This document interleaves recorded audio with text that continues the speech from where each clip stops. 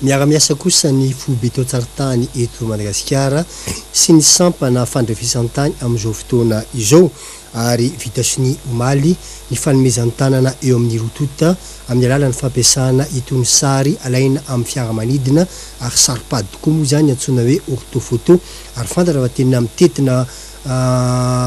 vola lafo de lafo tokoa ny fangalana ireny sary ireny ny ray apatelo ny sary ny faritany eto Madagasikara ihany no mbola vita hatramin'izao fotoana izao ary dia natolotra moa zany ho an'ny foibe toatsarintany omaly hoarantsika ny vaovao mikasika izay.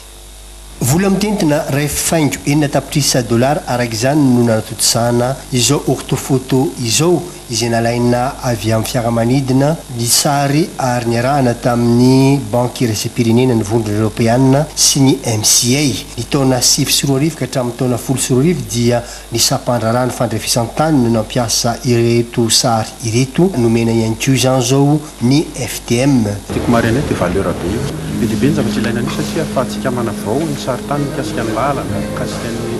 reny fizahantany hydrographie be dia be ny ilaina anazy izay ao amin'ny FTM no manao an'izay. Natao sony araka izany ny fanomezana rakin-tsary teto an'ny FTM izay natria ny ministry ny fanajariana amin'ny tany sy ny finjaram-pahefana ity faran'izay nilaza ny mahazava-dehibe ny sehatra ny fanajariana amin'ny tany amin'ny ankapobeny miaraka amin'ny fampiasaina itony tahirin-tsary itony. Marina fa mitentina 12 tapitrisa euro kosa vao mety mahavita maka sary tanteraka amin'ny alalan'ny tony orthophoto itony ny faritra 2020 eto Madagasikara araka ny filazan'ireo teknisiana ihany.